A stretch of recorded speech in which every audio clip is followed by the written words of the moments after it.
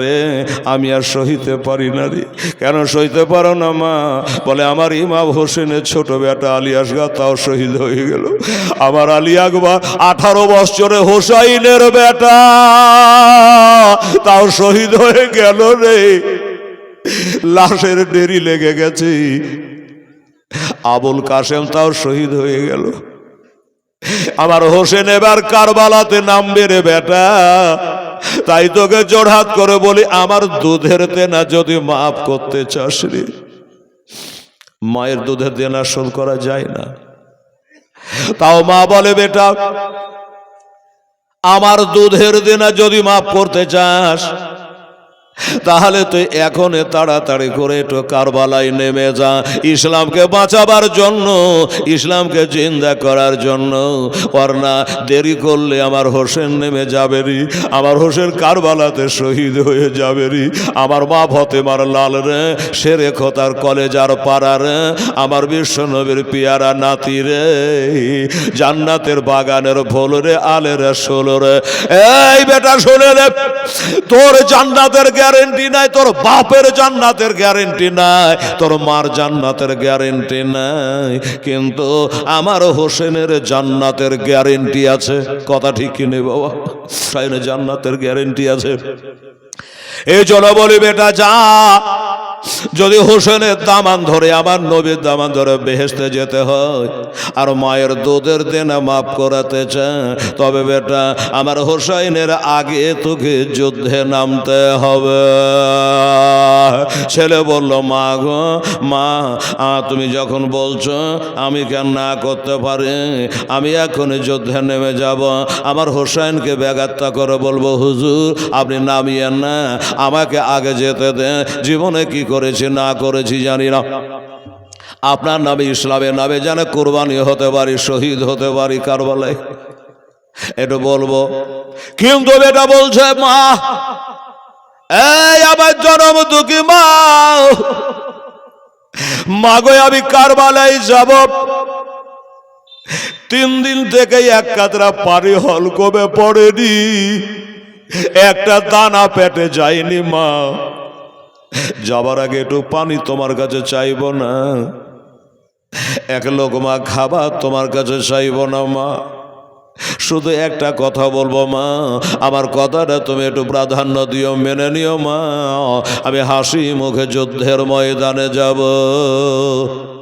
বেটা কি কথাটা বলতে বেটা শুনি? বলে মা গো আজ থেকে 2 সপ্তাহ আগে, আজ থেকে 15 দিন আগে একটা পরের বেটিকে 3 কথার বাঁধনে বেঁধে আমার বিবি রূপে তাকে কবুল করেছে মা, তুমি জানো? আচ্ছা, আজ থেকে 2 সপ্তাহ আগে একটা পরের বেটিকে বিবাহ করে আমার ঘরণী বরণী অর্ধাঙ্গিনী জীবন সঙ্গিনী বানিয়েছে মা, আমাকে স্বামী বলে কবুল করেছে, মেনে গেছে। মা ছেড়েছে, বাপ ছেড়েছে, বান্ধবী ছেড়েছে, দেশ ছেড়েছে, গঞ্জ ছেড়েছে, শহর ছেড়েছে, আমার হাত ধরে চলে এসেছে মা। কেননা ওই মেয়েটা ভালো করে জানে বিবাহিতা নারীদের বেহেশত হলো তার স্বামীর পদতলে। আরে শোনেন শোনে আমার মা বোনেরা, এটো কান্দে তোমরা স্বামীর সেবা করো মা, আগমন দেয়া। একটু জোরে বলা যাবে না সুবহানাল্লাহ? হায় হায়। তা আমি একটা কথা বলছিলাম, এজিদের 22,000 সৈন্য, কত 22,000, খাইয়া পিয়া একবার তাগড়া হয়েছে, আর আমি তোমার একমাত্র 3 দিনের ভোকা পিয়াসা বেটা। হিসাব করেন 22,000-এর সঙ্গে একটা মানুষ কোনো ব্যাপার হইল? তাও যাব, কি হবে গো মা? জানবো না হয় আমার হোসাইনের নামে শহীদ হয়ে গেছে। কিন্তু আমার শর্ত হলো, ওই যে 15 দিন আগে বিয়ে করেছি যে মেয়েটাকে, আমার বিবি সাহেবা, ওই তাঁবুর ভিতরে, ডেরার ভিতরে ঘুঙ্গট টেনে বসে আছে। খালি একটিবার আমাকে যাওয়ার অনুমতি দাও, আমি যাব, তার মুখটা দেখব আমি, আমার মুখটা ও দেখবে, আল্লাহর আরশ খুশি হবে। আর আমি তার মোহরটা মাপ নিয়ে চলে আসবো, বাস, যে আমাকে মোহর মাপ দিয়ে দাও। মা তুমি অনুমতি না দিলে তো যেতে পারবো না। মা বলছে ধিক তোর জীবনে, খোদা গো এমন ভীরু এমন কাপুরুষ বেটা কেন আমার পেটে দিয়েছিলে গো আল্লাহ। একদিকে আবার হোসেন কাঁদে, একদিকে জৈনব কাঁদে, হাসেন বানু সাহার বানু কাঁদে, আল্লাহর হুরে গেলে মান কান্দে। আর বেটা তুই কোন কথা কহিলি যে তোর সুন্দরী বিবির কাছে দেখা করতে যাবি? ধিক তোর জীবনে, আমি তোর মা, আমি কোনো মতে অনুমতি দিতে পারবো না। আমি জানি রে বেটা, ওই কানভাগানির কাছে গেলে তোকে ধরে আটকে দিতে পারে, বাধা দিতে পারে, বলতে পারে তুমি যদি যুদ্ধ করে বেড়াবা তা আমাকে আনার দরকার কি ছিল, বলতে পারে। মা বলছে বেটা অনুমতি আমি দিতে পারবো না, তোর বর সঙ্গে দেখা করবি, আমি তোকে অনুমতি দিতে পারবো না। বাবারা, আমার মা বোনেরা যখন কোনো মতে অর্ডার দেবে না গো বাবা, বললো চিন্তা করলো যে না না, আমার মা যখন অনুমতি দেবে না তো আমার যাওয়া যাবে না, কারো মাকে লুকিয়ে মাকে ছুপিয়ে যাওয়া যাবে না। মা বেজার হলে আল্লাহ রসুল বেজার হয়ে যাবে, আবার কবরে দাও দাও করে আগুন জ্বলবে। আমার দরকার নাই মা, তুমি যখন মানা করেছো আমি আর বিবির মুখ দেখতে যাব না গো মা, আমার জন্য একটু দোয়া করো না গো মা, একটু দোয়া করো মা, একটু দোয়া করো মা। 22,000 লোকের মোকাবিলায় যাচ্ছে, হয়তো আর ঘুরে আসবো না, তাই মার দোয়াটা মাথায় নিয়ে গেলে আমাকে ডর লাগবে না। জোরে বলেন সুবহানাল্লাহ। বুকের পাটা দেখেন, হিম্মত দেখেন, একটা তালোয়ার খাপের মধ্যে ভরে নিয়েছে, ঘোড়ার ওপরে চড়ে নিয়েছে। আমার হোসাইনকে বলে হুজুর একটু দেরি করেন, আগে আমি যাই, আমি তাদের যুদ্ধের স্বাদ মিটিয়ে দিয়ে আসি, তারপরে আপনি যাবেন, যেতে তো আপনাকে হবে। আচ্ছা ঠিক আছে বাবা যাও। চলে গেলেন। যেমনি গেলেন মা একটা দোয়া করছে, আল্লাহ গো রব্বুল আলামিন, আমার কাছে একটা দেরহাম নাই, একটা দেনার নাই, একটা টাকা নাই, একটা পয়সা নাই, একটা সোনা নাই, একটা চাঁদি নাই, মনে মুক্তা কিছু নাই, যে আল্লাহ এত বড় কারবালাতে কিছু আমি দান ধ্যান করব, কিছু নাই গো আল্লাহ। তাই আমার জীবনের কামাই 10 মাস পেটে করে বহে নিয়ে বেরিয়েছে, আল্লাহ কত কষ্ট করে মানুষ করেছে। আমার বেটা 15 দিন আগে বিহাও দিয়েছে আল্লাহ, আমার সে বিহাদার বেটা নতুন বউকে রেখে আজ কারবালাতে যুদ্ধে গেল। আল্লাহ গো নির্ভয়ে যেন আমার বেটা যুদ্ধ করে, আমার বেটা যেন শহীদ হয়ে যায়, যেন বেটা ঘুরে না আসে। আসমান জমিন হিলে গেল। মা বলছে আল্লাহ আমার বেটা জানে ঘুরে নাই আসে, আমি জানে শহীদের মা হতে পাই। জীবনে কি করেছি না করেছি জানি না গো আল্লাহ, একটা বেটাকে ইসলামের জন্য যদি দান করতে পারি, কাল হাসরের দিনে বলবো আল্লাহ আমার বেটাকে ইসলামের জন্য দান করেছিলাম, আমি হলো শহীদের মা। বললে আল্লাহ সেদিন যে 100 কোটি টাকা তার হবে, সমস্ত 1,24,000 নবী রাসূল পয়গম্বরের উম্মত তানি সবারই মিলে 100 কোটি কাতার। আমার নবীজি বলেছে উম্মতের রে আমার একাই হবে উম্মাতানির 80টা কাতার। জোরে বলেন না একটু সুবহানাল্লাহ। আমার উম্মতে একাই হবে 80টা কাতার। আল্লাহুস সামাদ। এই বুড়ি মা বলে আল্লাহ যেই কাতারে শহীদের মায়েরা দাঁড়াবে, আমি যেন কাল হাসরে ওই শহীদের মার কাতারে দাঁড়াবার একটু সুযোগ পাই। কি আশা। এই কথা বলে দোয়া করলো। আচ্ছা, আপনাদের মনে কি হয় যে মা যখন বলেছে বেটা জানে না ঘুরে বেটার ঘুরতে পারবে না, কারেন্টের মতো দোয়া আল্লাহর দরবারে কবুল। মা বাপের দোয়া, মুসাফিরের দোয়া, মাজলুম ব্যক্তির দোয়া আল্লাহর দরবারে একবারে কারেন্টের মতো কবুল হয়ে যায় রে বাবা, সুবহানাল্লাহ। মা দোয়া করে শেষ করলো, আর আমার আব্দুল ওয়াহাব গিয়ে বাবা পৌঁছে গেল। 22,000 লোক কিলবিল কিলবিল করছে, তাগড়া তাগড়া সব লোক, এজিদের লোক। বলছে ব্যাপার কি, হোসাইন আসলো না, এ আবার কি? ঘোড়ায় চড়ে আছে, আওয়াজ দেয়, এই সীমারের দল এদিকাই, রে এজিদের দল এদিকাই। 6 মাসের একটা বাচ্চাকে 20 মাখা তীর মেরে শহীদ করে দেওয়ার নাম, এটাকে যোদ্ধা বলে না। যুদ্ধ যদি এবার করতে হয় আমার সঙ্গে আয়, তোদের যুদ্ধের স্বাদ মিটিয়ে দেব, সুবহানাল্লাহ।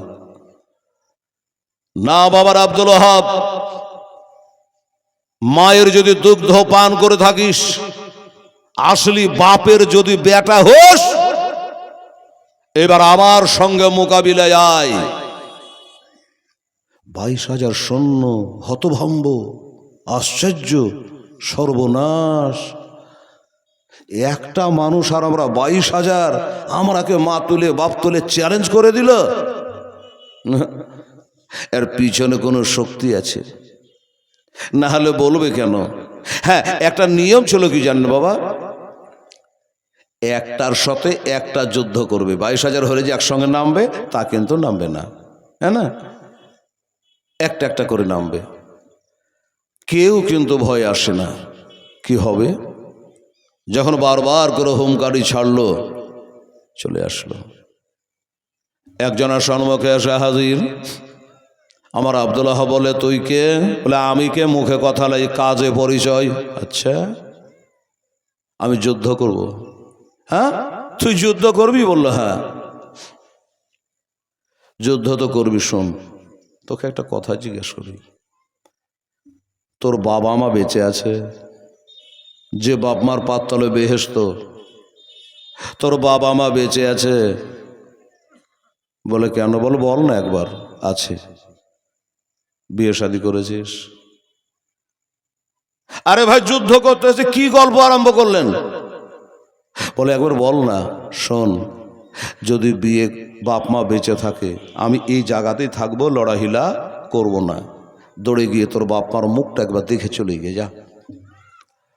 আর তোর বিবি যদি বেঁচে থাকে, বিবির মুহূর্তটা মাপলিয়ে চলে আয়। নাম আমার আব্দুল ওয়াহাব, এটা তোকে জানিয়ে দিলাম।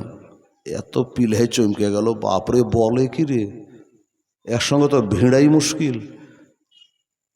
3 দিনে ভোকা পিয়াসা, ওদিকে 22,000 লোক একবারে চোখ ফেড়ে টাপ্পু দিয়ে দেখছে যে কি ব্যাপার রে, এই যুদ্ধ করতে পারলাম, তা যুদ্ধ করবে না গল্প গুজব করবে? তো ওরা 22,000 লোক বলছে কিসের গল্প আরম্ভ করেছে বোঝা তো যায় না। লোকটা বললো দেখো ভাই, আমি এদিক গেলেও মরণ, এদিক গেলেও মরণ। হ্যাঁ, যদি বাপ মাকে দেখতে যাই আমার চাকরি বাদ, সীমারের দল আমাকে জিন্দা রাখবে না, আমি বাবা মাকে দেখতে যাব না, বিবির কাছে যাব না, আমি আগে যুদ্ধ করতে চাই। যুদ্ধ করবি? বললো হ্যাঁ। ঠিক আছে, যখন যাবি না তো জোর করে তো পাঠানো যাবে না, তো যুদ্ধ চালু কর, শুরু কর। ইজিদের দলের লোকটা বলছে আপনি আগে শুরু করেন। অসম্ভব কথা, আমি আগে শুরু করবো না, আমি হোসাইনকে মাননেওয়ালা, আমি মা ফাতেমা হাসান হোসেনকে মাননেওয়ালা, নবীকে মাননেওয়ালা, নবীর আশিক গোলামে মুস্তাফা। জান দেনে সে नहीं डरते, सरकार जाए या रह जाए कुछ परवाह नहीं करते। আমরা আগে যুদ্ধ শুরু করি। শোন, এই কারবালার মাটির সাক্ষী আছে, আমরা আগে তীর চালাইনি, হোসাইনের দল আগে অন্যায় করেনি, আমি হোসাইনের দলের লোক, আমি আগে তালোয়ার চালাবো না, তীর চালাবো না, আমি যুদ্ধ শুরু করব না, ভাষা খারাপ করে পাপের খাতা ভর্তি করব না, আগে তুই শুরু কর। ঠিক আছে। যেই বাবা বলা, ইজিদের লোকটা একটা তালোয়ার তুলে এ জোরে মারলো। হ্যাঁ, জোরে মারলে কি হবে? জোর জোরওয়ালার কাছে চলে না।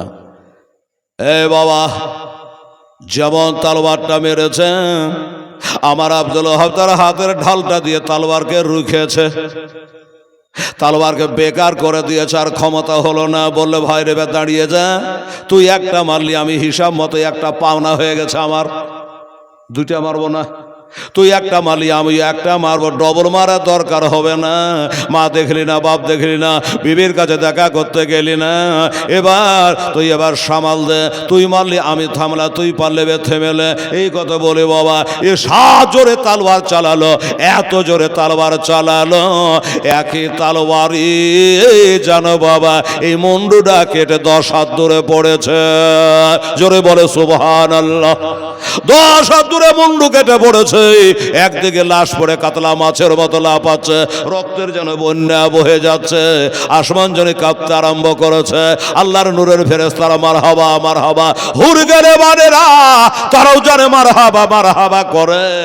আর মা, বুড়িমা, ওই আব্দুল ওহাবের বুড়িমা মাথাটাকে নিচু করে আল্লাহর ধ্যান করতেছে। আমার বাবারা, মা বোনেরা, একজন এইভাবে যেমনি তাকে জবাই করে ফেলে দেওয়া, আর একজনে এসে হাজির হয়ে গেল, আর একজনে এসে হাজির হয়ে গেল। আমার আব্দুল ওহাব বলল, আমি এখনো তালবারের রক্তটা মুছতে পারিনি, তুই আবার কে চলে আসলি? বাড়ি কোথায়? এই তোর বাড়ি কোথায়? লোকটার আগে ছোট বলে, বাড়ি হলো আমার তুর্কিস্তান। তোর যাবার টাইম হয়ে গেছে, এখন কবরস্থান। নাহলে তুই আসিস, দেখছিস যে একটা লাশ পড়েছে, তোর জানের ডর নেই? হ্যাঁ, দুনিয়াতে থাকতে ইচ্ছা হয় না, তুই চলে আসলি। বাড়ি হলো তুর্কিস্তান, তোর টাইম হয়ে গেছে যাবার, এখন কবরস্থান। এটা জালসা কিন্তু কবরস্থানে বাবা, কবরে সবাইকে যাওয়া লাগবে। কি বাবা, লাগবে কিনা? ঠিক আছে, তাহলে যুদ্ধ যখন করবি, উঠালো তালোয়ার, দিল মেরে, একই তালোয়ারের মাজা থেকে কাটে 2টা করে ফেলে দিয়েছে। আর একজনে চলে আসলো অকপ শেষ, আর একজনে চলে আসলো তাকর শেষ। এই করতে করতে করতে করতে করতে বাবা একই তালবারে একই দমে 3 দিনে ভোগা পিয়াস অবস্থায় 40 জনাকে, আপনাদের তাকে যে বাংলা বইটা লেখা আছে শহীদে কারবালা, ওই বইটাতে লেখা আছে 77টাকে একই তালবারে শুইয়ে দিয়েছে।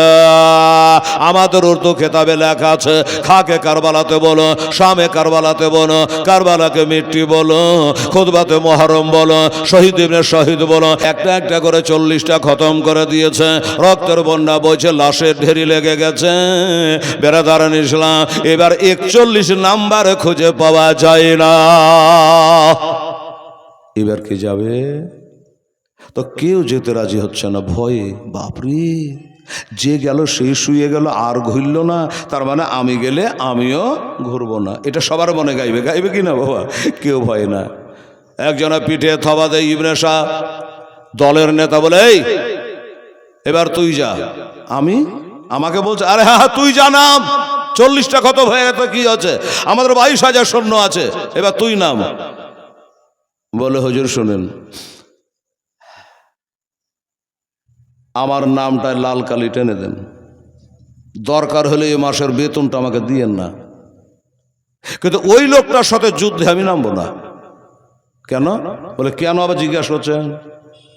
ওরা গেল আইলো, একটাও ঘুরল না, তার মানে আমি গেলে আমিও ঘুরবো না, কাজে আমার বেতনের দরকার নাই, চাকরির দরকার নাই, আমি জীবন দিতে পারবো না। সর্বনাশ করেছে। তাহলে কি হবে? আর একজন বলে, এই তুই নেমে যা। বলে আমি, আমাকে আপনি বছরের বেতন দিয়েন না, তাও ভালো কথা, আমি এই আব্দুল ওহাবের মোকাবিলায় নামবো না। কেউ আসে না। হ্যাঁ, এখনো তো হোসেন নামেইনি। একটা হোসেনের গোলামের কাছে এত ডর, কেউ ভয়ে নামে না বাবা। যখন কেউ নামলো না, তো দেখলো যে অপচয়, সময় নষ্ট করে লাভ নাই, সময়েরও হিসাব একদিন লাগবে। তো বলল, ঠিক আছে তোরা কে নামবি আমার মোকাবিলায়, তারপর আবার হোসাইনের সঙ্গে করবি সেটা আলাদা কথা, আমার মোকাবিলায় কে নামবি তোরা নাম লিস্ট কর, ঠিকঠাক কর, আমি একটু আসছি। কোথায়? এ বাবা, উনি বলল এই সুযোগে তোরা কে আসবি, তোরা তৈরি হ, আর আমি একটা দৌড় দিয়ে আমার মায়ের মুখটা একবার দেখে আসি। জোরে বলে সুবহানাল্লাহ। আমার মায়ের মুখটা একবার দেখে আসি। বললো আমার মাকে একবার দেখে চলে আসি। এই বলে ঘোড়ার মুখটা বাবা লাগামটা খিচে দিল। ঘোড়াটা ঘুরে একবারে এক বাবার টাপ মেরে দৌড় মেরে মা যেখান করে বসে আছে ওইখানে এসে হাজির হয়ে গেল। ডেরার কাছে এসে মা বলে একবার ডাক দিয়েছে। মা বলে যেমন ডাক দেওয়া, বুড়িমা বলল এটা তো আমার বেটা আব্দুল ওহাবের গলা। কারবালার মাঠে যুদ্ধে নেমেছে আমার বেটা, কিন্তু আমার বেটার জন্য আমি দোয়া করেছি আল্লাহ গো সে যেন ঘুরে না আসে, আমার বেটা যেন শহীদ হয়ে যায়, আমি যেন শহীদের মা হতে পারি। কিন্তু আমার দোয়াকে আল্লাহ তুমি মঞ্জুর করো নাই, আমার দোয়াকে আল্লাহ তুমি কবুল করো নাই। আমার বেটা ডাক দেয় তার মানে কি? আমার বেটা ঘুরে এসেছে তার মানেটা কি? বাবা চোখের পাতা খুলে দেখছে বেটা সম্মুখে দাঁড়ায়, বলে হ্যাঁ রে বেটা, ও বেটা কা পুরুষের মতো তুই পিঠ দেখিয়া চলে আলি রে, জান বাঁচাবার জন্য ওই ময়দা থেকে পালিয়ে আলি রে। বলে মা গো ওই কথা বলো না, আমি কা পুরুষের মতো পালিয়ে আসিনি মা, একবার তুমি দাঁড়িয়ে যাও আর একবার তাকিয়া দেখে নাও, আমি একই তালবারে একটা নয় দুটা নয় 40টা মানুষকে কতল করে ফেলেছি। আমার হোসাইনের রাস্তা পরিষ্কার করে দিয়েছি, জঙ্গল ঝোড়া করে ঝুড়ে দিয়েছি মা, 40 জনাকে কতল করেছি গো মা। কিন্তু তোমার বেটার মোকাবিলায় 41 নম্বর খুঁজে পায় না, আমার সাথে আর কেউ যেন ভিড়তে পারে না মা। এরা শুধু এই আসার জন্য ব্যাঘাতটা করছে। কিন্তু মা গো আমি চিন্তা করলাম তোরা কে আসবি, তোরা নাম লিস্ট কর, তোরা রেডি হ, তৈরি হ। আমি শুধু শুধু দাঁড়িয়ে না থেকে, শুধু শুধু সময় অপচয় না করে আমি একটা দৌড় মেরে আমার মায়ের মুখখান দেখে চলে আসি গো মা, মায়ের মুখটা দেখে আসি। এই কথা বলে মা চলে আসলাম, আমি আবার যুদ্ধে নামবো মা, তোমার মুখটা দেখলে একটা মকবুল হজের নেকি হইয়া যায়। মা বলে বেটা কথা সত্য, হাদিস মিথ্যা হবে না, হাদিস তো সত্য রে বেটা, মায়ের মুখটা দেখলে হজের নেকি হয়। কিন্তু আমি তোর মা একটা কথা আর বলে দিই, সেটা হলো আমার হোসাইনকে দেখলে আমার নবীকে দেখা হয়। একটু জোরে বলেন না সুবহানাল্লাহ। আমার নবী বলে হোসাইন মিলনি ওয়া আনা মিনাল হোসাই, আমি যার হোসেন তা আমি হইতে হোসেন, হোসেন হইতে আমি। আমার নবী বলেছে আমার হোসাইনকে ভালোবাসা, হাসানকে ভালোবাসা, আমাকেই ভালোবাসা। নবী বলে মান আহাব্বা হুমা ফাকাদ আহাব্বানি, মান আহাব্বানি ফাকাদ আহাব্বাল্লাহ। আমার নাতি হাসান হোসেনকে যারা ভালোবাসে তারা যেন আমাকে ভালোবাসে, আমাকে যারা ভালোবাসে তারা যেন স্বয়ং আল্লাহকে ভালোবাসে। নবী বলেছে মান সাব্বাহুমা ফাকাদ সাব্বানি, মান সাব্বানি ফাকাদ সাব্বাল্লাহ। আমার হাসান হোসেনকে যারা খারাপ জানলো, গালি দিল, তারা যেন আমাকে গালি দিল, আমাকে যারা গালি দিল তারা স্বয়ং আল্লাহর মা। মা বলছো বেটা তাহলে আমাকে তো দেখেছো হজের নেকি হয়ে গেছে, বেটা রে ওই পাশের ডেরাতে আমার হোসাইন কাঁদছে রে, একবার হোসাইনের মুখটা দেখে আয়, তাহলে নবীর মুখটা দেখা হবে। আমার নবী বলে মান রানী ফাকাদ রাল হক, তোমরা কেউ আল্লাহকে দেখতে চাও, আল্লাহ দেখা সম্ভব হবে না, আল্লাহকে দেখতে তোমরা পাবে না। আল্লাহকে দেখার শখ যদি হয় আমাকে দেখলে, আমাকে দেখলে তোমাদের আল্লাহ দেখা হলো। পাশে ডেরাতে যাও আর আমার হোসাইনকে একবার দেখে আসো। আচ্ছা হোসাইনকে দেখে আসো, মায়ের কথাটা শুনে ডেরাতে গিয়ে একবার হোসাইনের চান্দা মুখটা একবার দেখলেন। বাবা গো আমার হোসাইনকে দেখলে আমার নবীর কথা স্মরণ হয়ে যায়, নবীর কথা যেন খেয়াল হয়ে যায়। একবার দেখে আসলেন বাবা, বলে হুজুর আমার মা কোথাও শুনে নেবে। হুজুর গো 40টা মানুষটা জবাই করে ফেলেছি, কারবালাতে ঢেরি লাগিয়ে দিয়েছে হুজুর, আপনার দোয়ার এত মূল্য, আপনার দোয়ার এত দাম যে আমার মোকাবিলায় আর কেউ আসতে চাহে না। তাই হুজুর একবার আপনাকে দেখতে এসেছি, আমার মাকে দেখতে এসেছি। একবার ডানে দেখলো, একবার বামে দেখলো, লক্ষ্য করে বলে, হুজুর মা শুনেলি হয়তো আমাকে বকাবাধ্য করবে।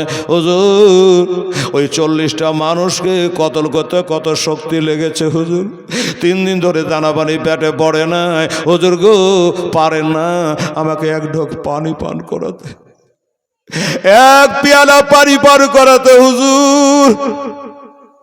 হোসাইন গো, এক ঢোক যদি আমাকে পানি পান করাইয়া দেয়, আপনাকে নামার দরকার হবে না, আমি একাই 40,000 22,000 এজিদের সৈন্যকে খতম করে দেব। আমার হোসেন বলছে, বেটা পানি তোমাকে দিতে পারবো না, পানি নেই। ফোরাত নদীর পাঁজরে, ফোরাত নদীর ঘাটে একটা না দুটা নাই 500 জনা মানুষ, তারা তীর তলবার নেজা বল্লম লিয়া পহরা দিচ্ছে। ইহুদিরা পানি পাবে, খ্রিস্টানেরা পানি পাবে, সবাই পানি পান করবে। মানা করেছে নবী বংশের কাউকে পানি দেওয়া যাবে না।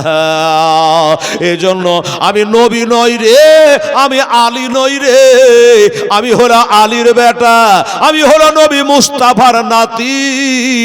তোকে পানি দিতে পারবো না, তবে একটা কথা দিতে পারবো, আমি যেন জল জল করে দেখতে পাচ্ছি রে, অল্প সময়ের ভিতরে তুই জামে শাহাদাত পান করবি রে,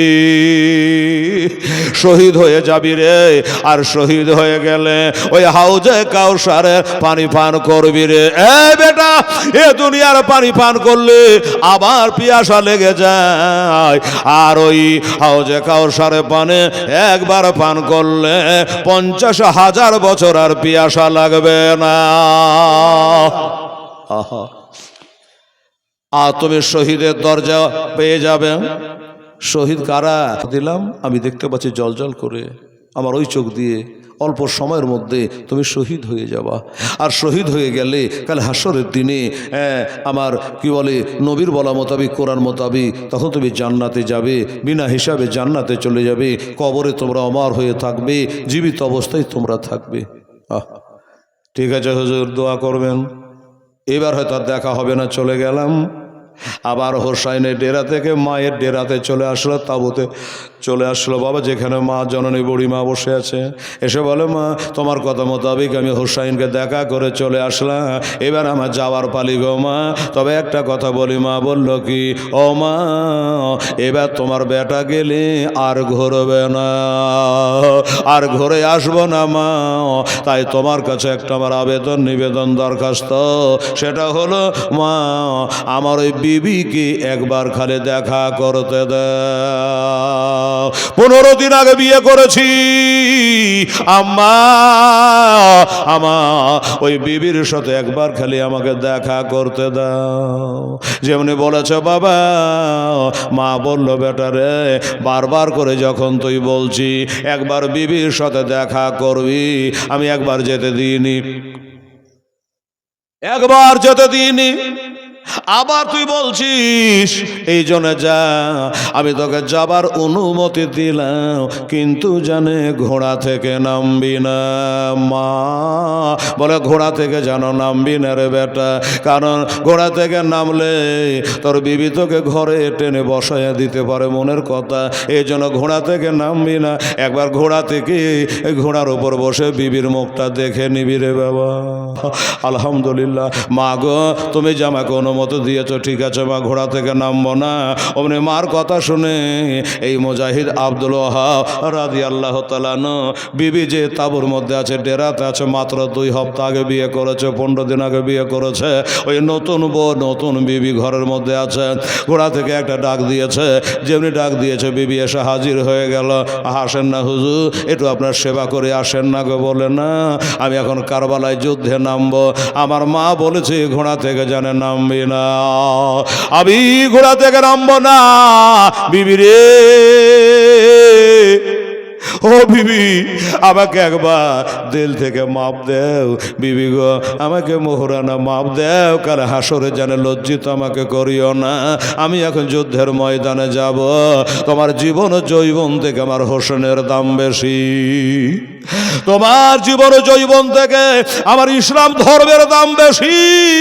আমি এখন যুদ্ধের ময়দানে যাব, আর দেখা হবে না, দেখা হবে কালে হাসরে। বিবি বিবির মতো ছিল। বিবি একটা কথা বলেছিল, স্বামী গো আপনি যুদ্ধে যাবে, আমি আপনাকে বাধা দেবার কি, আমি বাধা দেব না, তবে একটা খালি কথা বলবো, কথাটা আমার মানতে হবে। বলো বিবি কি কথা একবার বলবা তুমি বলো। বলে হুজুর কাল কিয়ামতের দিনে আপনি যে শহীদ হওয়ার পরে জান্নাতে যাবেন বিনা হিসাবে, আমার দাবি হলো আপনি যে জান্নাতে যাবেন এ দুনিয়াতে তো কিছুই হলো না, মনের আশা মনে থেকে গেল, আমার জীবন ও যৌবন বেকার হয়ে গেল। আমি আপনারে কথা দিলাম, আপনি যদি শহীদ হয়ে যা, আমি কোনো পুরুষকে আমার জীবন যৌবন সভ্য না, আমি দ্বিতীয় স্বামীর ঘর যদিও করা যায় যাচ্ছে আমি করব না, আমি করব না। আমি আপনাকে কথা দিলাম, আপনার নামে জপমালা গলায় দিয়ে ভবলীলা সঙ্গ দিয়ে আমিও কবরে চলে যাব, মরতে একদিন হবে, একদিন মজার থানা যাওয়া লাগবে, কবরস্থান যাওয়া লাগবে স্বামী গো। তবে আমার একটাই হলো আবেদন নিবেদন দরখাস্ত, কাল হাসরের দিনে আপনি যে বেহেশতে থাকবে, জান্নাতে থাকবে, আমিও যেন সেই জান্নাতে থাকতে জায়গা পাই, আমি যেন সেই বেহেশতে আব্বাসও থাকতে পাই, এইখানে সেবা করতে পাই না, ওইখানে গিয়ে যেন সেবা করতে পাই। আমাকে এই কথাটা দেওয়া লাগবে। বলল বিবি রে আমি তোমাকে কথা দিলাম। বিবি বলল কথা তো দিলেন, কিন্তু সাক্ষী লাগবে একটা, কাল যদি ঝাড়িয়া দেন, কথার কথা স্বামী স্ত্রীর ব্যাপার তো, যদি আপনি ঝাড়িয়া দেন যে না কাউকে কথা মাথা দিইনি, তাহলে মাঝখানে একটা সাক্ষী রাখা দরকার। তবে সাক্ষীও কিন্তু সাক্ষীর মতো হওয়া যায় বাবা, হ্যাঁ ওই রসগোল্লা খাওয়ার সাক্ষী লিয়া দরকার নাই, মানে যেদিকে ডাইল পরি সেদিকে ঘুরি ফিরি, এরকম আছে না কিছু সাক্ষী, কিছু মাল দিয়ে দিলে উল্টা পাল্টা সাক্ষী দিয়ে দেয়। এই বাবারা তাই বললো এমন একটা সাক্ষীর দরকার, কারণ হাসরের দিনে যে মিথ্যা কথা বলেন, জীবনে যে মিথ্যা কথা বলে না, তাহলে কি বলে বর্তমানে তিনি হলো নবীর নাতি ইমাম হোসাইন রাদিয়াল্লাহু তাআলা আনহু, যিনি হলো 12 ইমামের এক ইমাম, যে হোসাইন পায়ে হেঁটে 25 বার হজ করেছে। আল্লাহ, একবার নয় দুবার নয় 25 বার পায়ে হেঁটে হজ করেছে হাজী সাহেব। মক্কা থেকে মদিনা কত কিলোমিটার? কিতাবে লিখেছে সিরাতে মুস্তাফায় 326 কিলোমিটার, কিন্তু আমরা দেখে আসলাম 400-450 মাইল মক্কা থেকে মদিনার দূরত্ব। তবে রাস্তা তত বোঝা যায় না, ঘুরিং ফিরিং রাস্তা আছে, কোনো দিক দিয়ে গেলে 400 হয়, কোনো দিক গেলে 450 হয়। ও বাবারা আমার মায়েরা বোনেরা, আমাদের সাক্ষী থাকবে কে? সাক্ষী হলো ইমাম হোসাইন রাদিয়াল্লাহু তাআলা আনহু। স্বামী স্ত্রীতে গিয়ে বলে হুজুর একটা দরখাস্ত নিয়ে এসেছি। কিসের দরখাস্ত? ওই আমার স্বামী যাবে যুদ্ধের ময়দানে, 40টাকে কতল করে জাহান্নামে পৌঁছে দিয়ে চলে এসছে, এবার যাবে, আমার স্বামী আর ঘুরবে না। আমার স্বামী বলছে আমি আর ঘুরবো না। মা বলেছিল বেটা এমন করে গাইবি খবর তুই কিভাবে জানতে পারলি যে আমি আর ঘুরব না? বেটা বুঝালো মা গো আমার মন বলে ওই যে 40টা লোককে আমি কতল করে দিয়েছি, তার বেটা তালবারের শান দিয়ে একদম রেডি হয়ে গেছে, এবার আমি গেলে আর আমাকে টিকতে দেবে না। আমি যার বেটাকে কেটেছি তার বাবা রেডি হয়ে গেছে, বেটার সঙ্গে সোগান্বিত হইয়া আমি গেলে পারে আমাকে ছাড়বে না। আমি যার ছোট ভাইকে কতল করেছি তার বড় ভাই রেডি হয়ে গেছে, আমি গেলে পরে আমাকে আর জিন্দা ঘুরতে দেবে না। এই জন্য বলছি মা আর আমার দেখা হবে না, এটাই হলো জীবনের শেষ দেখা। এই কথা বলে ইমাম হোসেন বললেন হুজুর আমাদের সাক্ষী। বলে ঠিক আছে যাও, আমি সাক্ষী দেব আমার আব্দুল ওয়াহাব যে জান্নাতে থাকবে, ওই জান্নাতে তোমার যাওয়ার ব্যবস্থা করে দেব। সুবহানাল্লাহ। কথাবার্তা পাক্কা হয়ে গেল। কথাবার্তা পাক্কা করে দিয়া বিবির মায়া ত্যাগ করে দিয়া দুনিয়ার মায়া ত্যাগ করে দিয়া মার কাছে দোয়া লিয়া চলে গেল। মা বলেছে আমি দুধের দেনা মাপ দিব না রে বেটা, আমার হোসাইনের নামে যদি তুই নিজের জীবনটাকে উৎসর্গ করতে না পারি, মাকে কথা দিয়ে জীবনের মতো শেষ দেখা দেখে এবারে বাবা তিনি বিদায় হয়ে গেল। বিদায় হয়ে গেল, ওই যুদ্ধের ময়দানে পৌঁছে গেল। আওয়াজ দিয়েছে, এই ইয়াজিদের দলেরা, এই বাটফারের দলেরা, ওরে সারাবির দলেরা, এই ফাঁসিকের দলেরা, ওরে নাপাকের দলেরা, ইয়াজিদের দলেরা, আয়। তোরা ভাবছিস আমি মনে হয় আর আসবো না, না না, আয় তাড়াতাড়ি করে আয়, তাড়াতাড়ি করে যুদ্ধের ময়দানে নেমে যা। তোরা ভয়ে নামছিলি না, তাই একবার মাকে দেখতে গিয়া আমি শেষ দেখা দেখে চলে আসলাম। যেমনি বলেছে বাবা, ওরা মিটিং করলো, এই মাত্র তাদের মিটিং শেষ হয়ে গেল। মিটিংয়ে সিদ্ধান্ত হলো ওই লোকটা যদি আবার নামে, ওই আব্দুল ওহাব যদি আবার নামে, তাহলে একে একে গেলে আর হবে না, একে একে গেলে আমাদের 22,000 সৈন্য খতম হয়ে যাবে, তাকে আমরা খতম করতে পারবো না। যার কারণে ওই আইন টাইন আর মানামানি যাবে না। এবার আসতে গেলে সবাই মিলে একসঙ্গে ঝাঁপিয়ে পড়ে তাকে ময়দানে টিকতে দেব না, শহীদ করে দেব, তার মার বুক খালি করে দেব, তাকে শহীদ করে দেব। যেমন কথা তেমনি কাজ। ময়দানে নেমে গেছে, যেমনি নেমে গেছে, নারে তাকবীর বলে, আল্লাহু আকবার বলে নারা দিয়ে ময়দানে নেমে গেছে, হাতের তলোয়ার ঘুরায়া আসমান জমিনকে কাঁপায়া যখন নেমে গেছে। ইয়াজিদের দলেরা একই সঙ্গে 22,000 সৈন্য, হাজার হাজার মানুষ সবাই মিলে বাবা একসঙ্গে ঝাঁপিয়ে পড়েছে। আমার আব্দুল্লাহ বলে, তোরা একসঙ্গে নামলে ভালো, এই জন্য ভালো, তোরা যত তাড়াতাড়ি আমাকে ঘোড়া থেকে নামাতে পারবি, যত তাড়াতাড়ি করে আমাকে শহীদ করতে পারবি, আমি শহীদ হয়ে গেলে আমি কবরে গিয়ে আমার নবী মুস্তাফার দিদার পাবো, আমি নবীর দিদার পাবো রে, আমার নবীর দেখা পাবো বেরাদা। এই বলে যখন তলোয়ার চালাতে আরম্ভ করলো উনি একা, আর এরা 22,000 লোক একই সঙ্গে ঝাঁপিয়ে পড়ে বাবা, আগে থেকে পিছে থেকে ডানে থেকে চারিদিক থেকে তীর বল্লম তারা চালাতে আরম্ভ করে দিয়েছে। শরীরখানা যেন ঝাঁঝরা হয়ে গেছে, শরীরে যেন আর কোনো শক্তি নাই, নিস্তেজ হয়ে যাচ্ছে।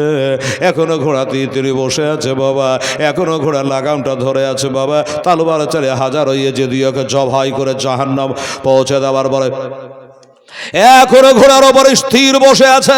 ইয়াজিদের দলেরা চিৎকার বেড়ে বলে, ব্যাপারটা কি? এ তো বড় আশ্চর্য ব্যাপার।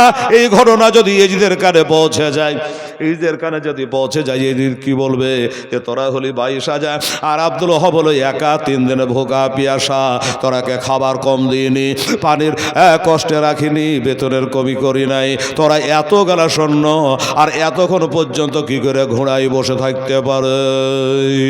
তাই তো এই বলে বাবা তীর তলোয়ার চালাতে আরম্ভ করেছে।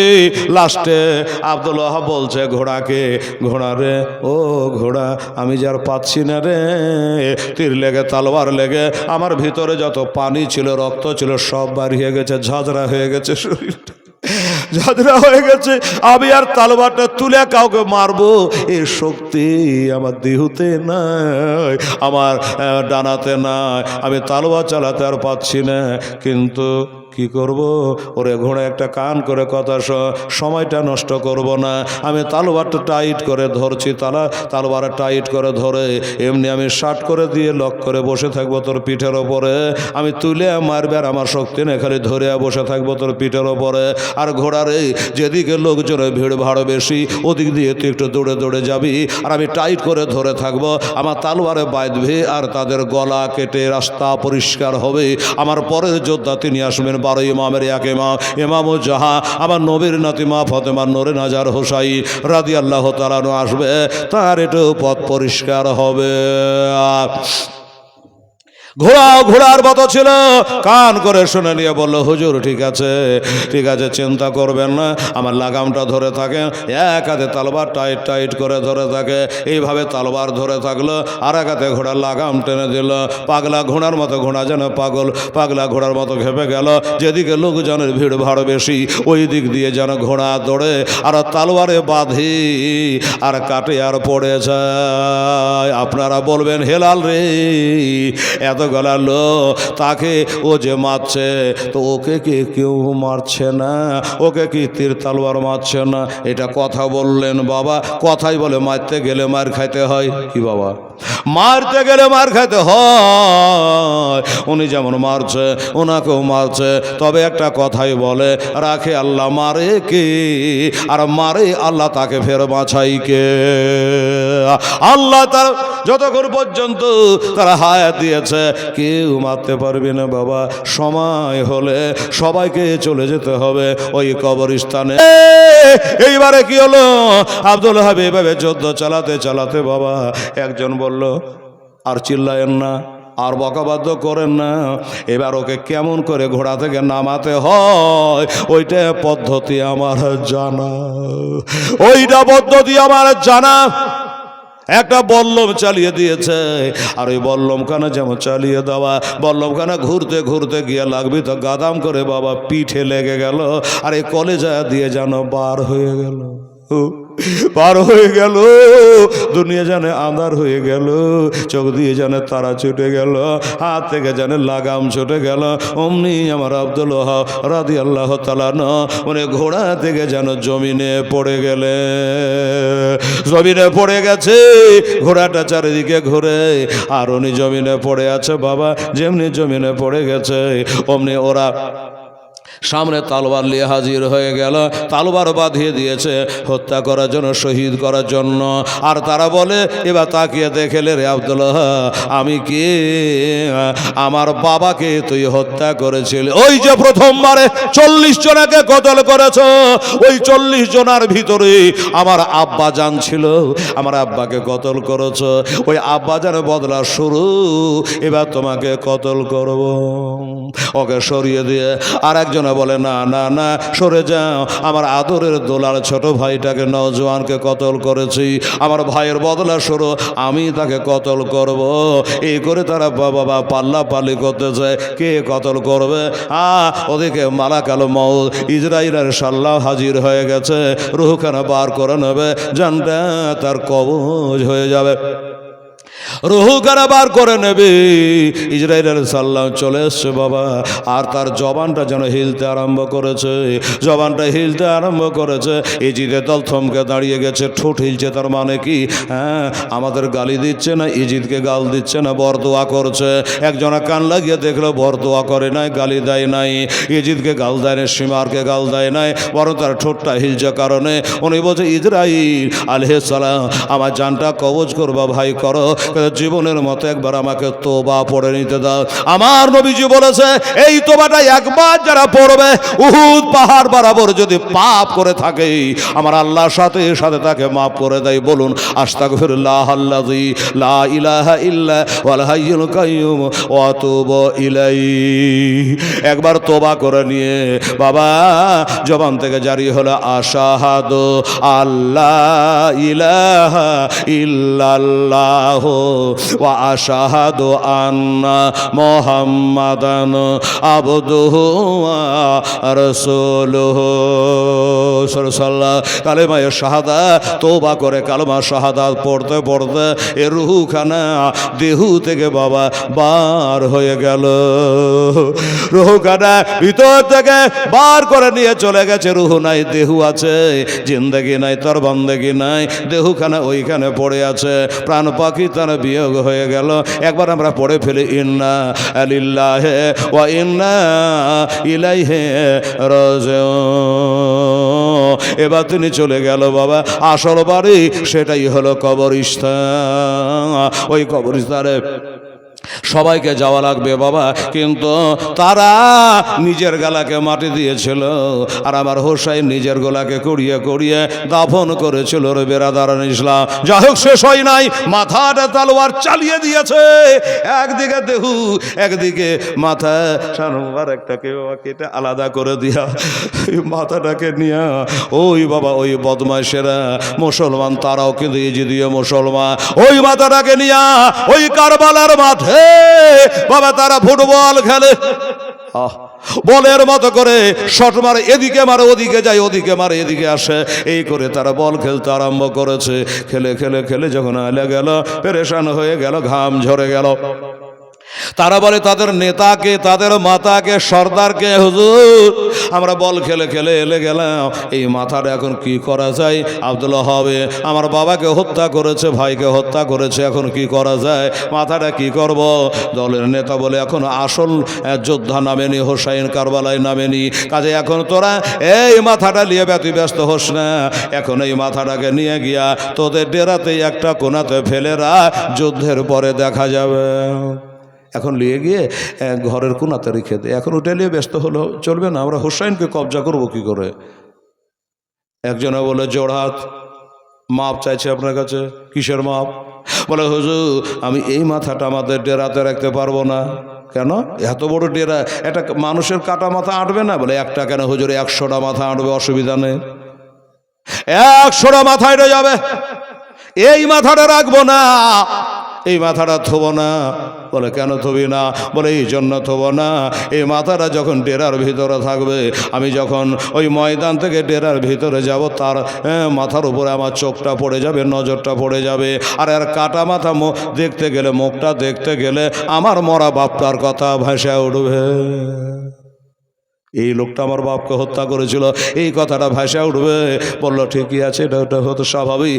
এই ভাই তুই এক কাজ কর, তোর ডেরাতে রাখবে। বলে হুজুর জোড়হাত আমিও পারবো না, এই জন্য পারবো না, আমার বাপ তুললে একটা বড় ভাইকে এই ব্যক্তিতে কতল করেছিল, আমার ডেরাতে রাখতে গেলে তার মুখটা দেখলে মরা ভাইটার কথা ভাসা উঠবে, মনে পড়ে যাবে, কাজে আমি তাকে ডেরাতে রাখতে পারবো না। এ তো মহা বিপদ হলো।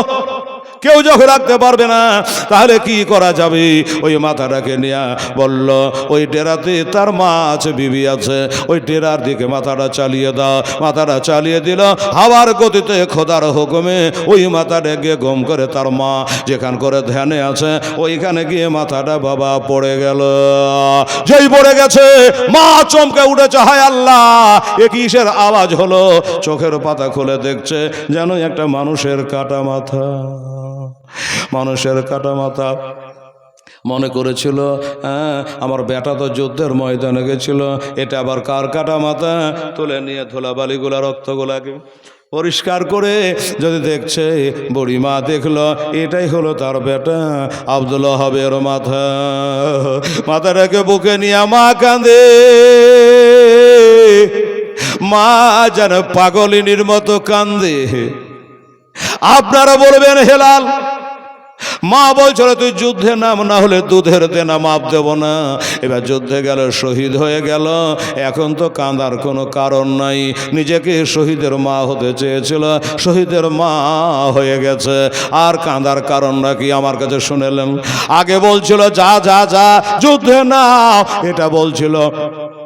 এটা বলছিল আমার হোসাইনের মহব্বতে, আর এখন কাঁদতেছে বেটার মা হিসাবে, বেটার মা হিসাবে কাঁদছে বাবা। মাথাটাকে রেখে আল্লাহ তাআলার কাছে দোয়া করে, আল্লাহ আমি জীবনে কি করেছি না করেছি জানি না গো মাওলা, তবে রব্বুল আলামিন আমার এই বিহাদার বেটাকে আমি তোমার রাহে ইসলামকে জিন্দা রাখার জন্য, আল্লাহ নামাজকে কায়েম দায়েম রাখার জন্য আমার এই বেটাকে আল্লাহ তোমার পথে আমি দান করেছি, আমার এই দানকে আল্লাহ তাআলা তুমি কবুল করে না। বাবা গো, এটা মাথাটা নিয়ে কান্না করছিল, আর অমনি তার বিবি সাহেবা বলল শাশুড়ি মাকে, মা গো হাজার হলো আমার স্বামী, 15 দিন হয়েছে বিয়ের, তাও আমার স্বামী তো বটে, আমার মায়েরা।